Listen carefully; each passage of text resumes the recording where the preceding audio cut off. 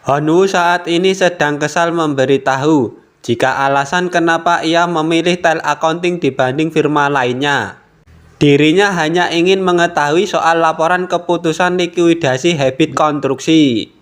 Di ruang arsip, laporan tersebut tak pernah ada. Tiap hari dirinya selalu memeriksa tanpa hari yang terlewatkan sama sekali.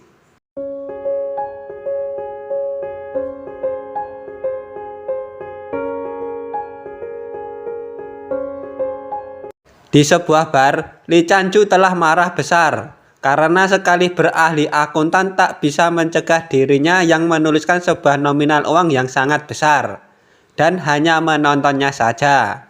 Sehingga seorang pemimpin menyusut seakan seorang pimpinan takut terhadap dengan adiknya. 내가 깨서 한번 거래를 않겠다는데 한 트럭이야 한 트럭. Sung-ju yang telah tiba di rumahnya, ia teringat kejadian masa lalunya saat kejadian Habit Konstruksi, di mana mengakibatkan pemiliknya telah meninggal, di mana sang putrinya adalah kekasih Sung-ju.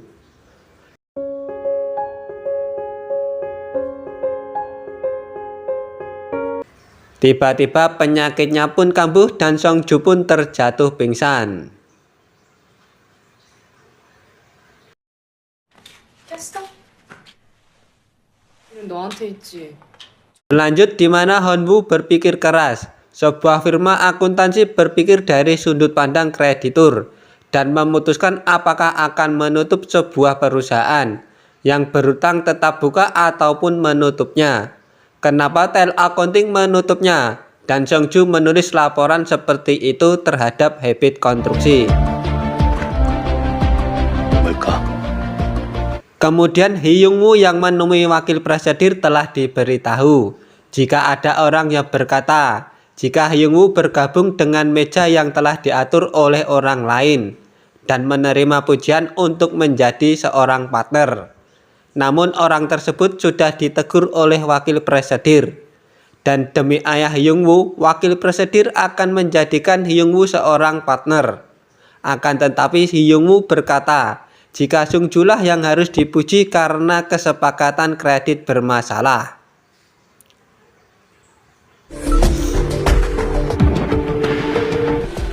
왜냐니? Ketika Honwoo akan pulang, terlihat Yun-ah seakan ingin mendapatkan perhatian dari Honwoo. Akan tetapi Honwoo tidak memperdulikannya sama sekali. Dan di malam harinya ketika makan malam, terlihat berita jika perusahaan Sang-ah telah mendirikan gedung modular pertama yang ada di Korea. Yang tak lain itu adalah mimpi dari Pak Jang. Jisoo bersikeras menunggu restu dari orang tuanya. Dan sampai saat itu Pak Jang pun meninggal dan Jisoo telah menghilang. Kemudian beralih di mana Sung-ju yang sedang mengingat masa lalu romantisnya. Ketika saat itu Sung-ju bekerja lembur, sementara Jisoo memasak sebuah hidangan untuk pergantian tahun. Namun di situ Sung-ju terlambat pulang karena sebuah pekerjaannya.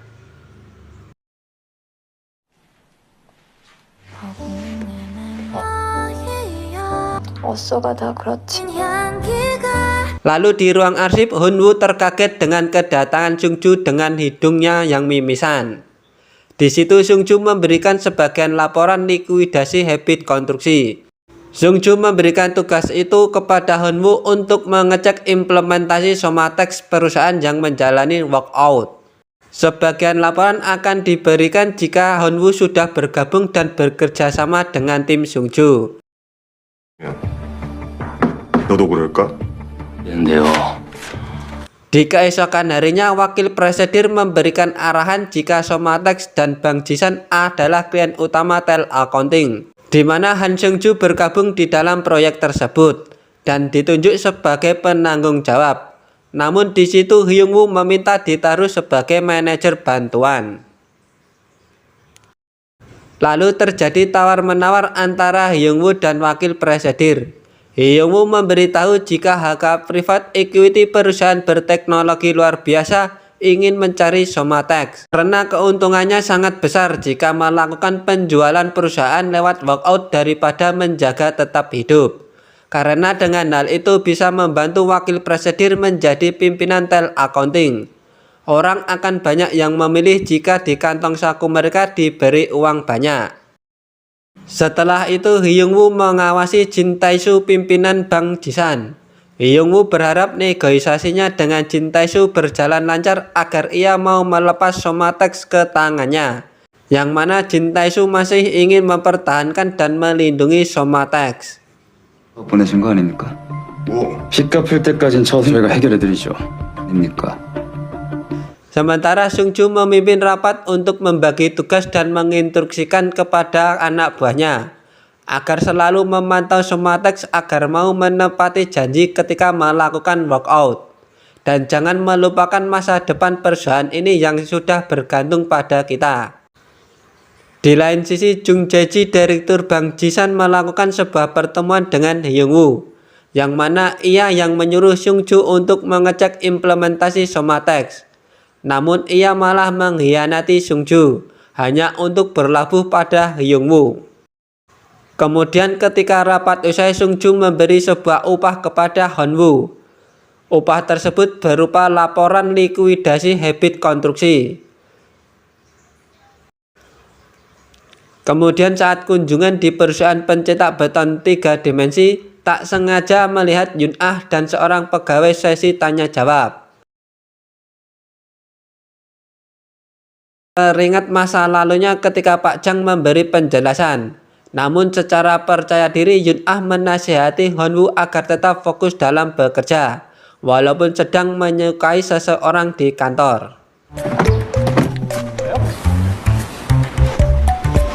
이 장호 선생도 맨날 밤새 Dan satu persatu pun bagian laporan habit konstruksi tersebut telah diberikan ketika menyelesaikan pekerjaannya, dan sampai akhirnya bagian terakhir telah diberikan kepada Hyungwoo.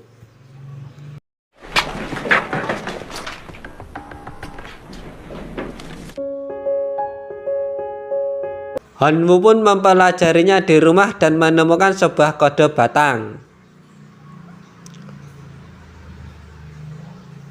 Kemudian di pagi harinya Yun-ah menjelaskan bahwa kode batang ialah ada yang untuk mencatat siapa yang menyalin dan mencetak. Dengan kata lain, kertas tersebut telah diserver oleh perusahaan, yang merupakan bagian yang terkendali oleh internal perusahaan.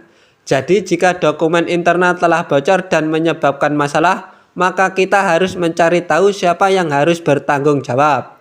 Itu adalah sistem teguran yang cepat dan praktis. Tak lain adalah itu sudah peringatan yang tak terlihat.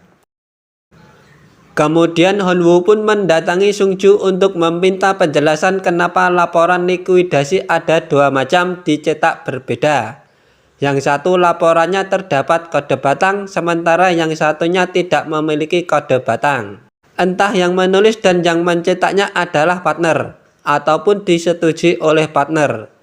Sung-ju menjawab, mungkin itu laporan yang sama dicetak oleh 2 orang yang berbeda. Hyungwoo yang cerdas membantah jika ada perbedaan yang besar daripada keberadaan kode batang, di mana tujuan laporannya memiliki kesan yang sangat berbeda.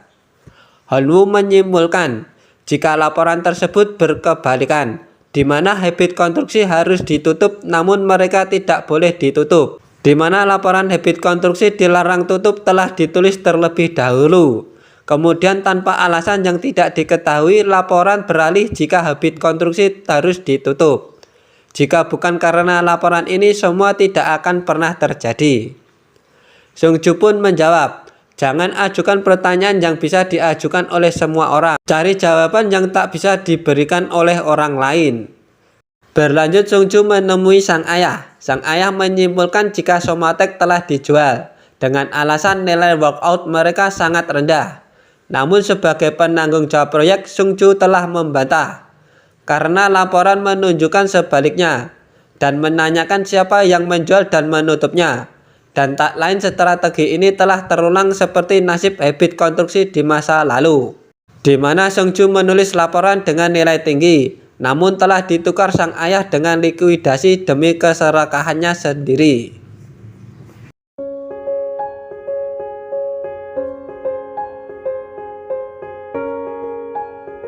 Lalu wakil presidir menyuruh Sung Ju menyerahkan semua datanya ke Hyung Woo, karena yang merekomendasikan Somatek dijual ke private equity adalah Hyung Woo. 회원이 필요 없는 사람이라는 거 그 애였으니까. 그리고 심행구 같은 불송사 Kemudian dengan menahan emosinya, Sung Ju ingin menghampiri Hyung Woo. Secara tiba-tiba Hyun Woo ikut masuk ke dalam mobil untuk ikut kemana Sung Ju pergi. 제 말에 아직 대답 안 하셨잖아. Setelah tiba di tempat, Hyung Woo pun dihantam oleh Sung Ju. Sung Ju pun berucap, bukankah habit konstruksi sudah cukup? Kenapa Somatek juga akan dijual? Hyung Woo menjawab ingin ia menjadi seorang partner. Namun Sung Ju berkata, apa dirimu tidak punya prinsip dan dasar sebagai seorang akuntan? Sung Ju mengira jika Hyung Woo berada di titik terendah saat Hyung Woo menukar laporan habit konstruksi, yang saat itu meremehkan Hyung Woo yang berbuat hina. Orang yang melewati batas tidak akan pernah bisa kembali, terutama orang yang diberi hadiah karena melewati batas itu. Orang seperti dirimu dan ayahku tidak akan pernah bisa berhenti. Maka dari itu aku akan menghentikan dirimu menjadi seorang partner. 밀미업자 돼서 간이고 심장 너나 내 아버지 같은 불륜 새끼야. 네가 이렇게 그냥 여자 하나 묻히킨 네. Di lain sisi, Hyun Woo pun mengetahui fakta yang sebenarnya.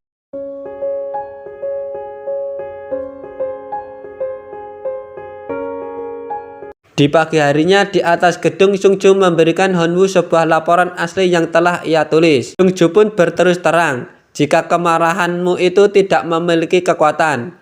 Ia mengucapkannya untuk dirinya sendiri. Jika ayahnya mengatakan kepada Sung Ju sehingga ia tidak bisa menyangkalnya. Dan saat itulah Sung Ju melihat Hyun Woo yang sangat mirip dengan dirinya. Dan saat itulah Sung Ju juga kebetulan melihat Hyun Woo mengikuti wawancara pegawai baru. Dan Sung Ju menerima dengan perekrutan pribadi atas nama dirinya. Setelah Sung Ju melihat Hyun Woo lagi menjadi seorang akuntan, merasa dirinya menyedihkan. Sung Ju merasa agak bimbang dan tidak cukup berani menyerahkan tel accounting dan menjatuhkan ayahnya. Dan alasan Sung Ju mendekati Hyun Woo hanyalah untuk berhati-hati, karena mereka berdua mempunyai tujuan awal yang berbeda namun menginginkan hasil akhir yang sama, yaitu ingin membuat wakil presidir Han Jae-kyun, Hyung Woo, dan orang-orang yang melindungi mereka untuk membayar kesalahan mereka. Walaupun wakil presidir adalah ayahnya, Sung Ju merasa jika ayahnya mengambil lebih banyak hak dari diri Sung Ju daripada apa yang ayahnya berikan. Sementara di lain tempat, Hyung Woo memerintahkan seseorang untuk menyelidiki latar belakang Hyun Woo, teman, saudara, keluarga, serta ada hubungan apa dengan habit konstruksi. Lalu di pagi harinya Hyun Woo didatangi oleh Hyung Woo yang sudah mengetahui latar belakangnya, di mana Hyung Woo merasa tidak bersalah terhadap habit konstruksi. Ia mengancam dan merendahkan Hyun Woo, serta menyuruh berhenti agar tidak menghalanginya lagi. 방칭 아닙니까?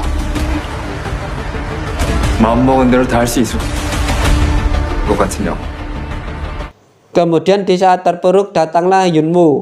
Di situ Hyun Woo membuatkan sebuah kopi dan memberikan sebuah kata-kata penyemangat untuk Hyun Woo. Jangan lupa bahwa hal buruk yang terjadi pada dirimu bukan salah siapapun apapun itu. Sulit bertahan di tempat ini jika kamu tidak melindungi harga dirimu sendiri. Jadi kecuali kamu mengacaukan di tempat kerja karena kamu tergila-gila pada seorang gadis. Di keesokan harinya sebuah rapat yang dilakukan dengan Joyce Jang, yaitu pimpinan dari perusahaan HK Private Equity. Sebelum rapat dimulai, Sung Ju, Hyun Woo, Han Jae-kyun, mereka telah dikejutkan dengan Joyce Jang yang tak lain mirip Jisoo, kekasih Sung Ju dulu.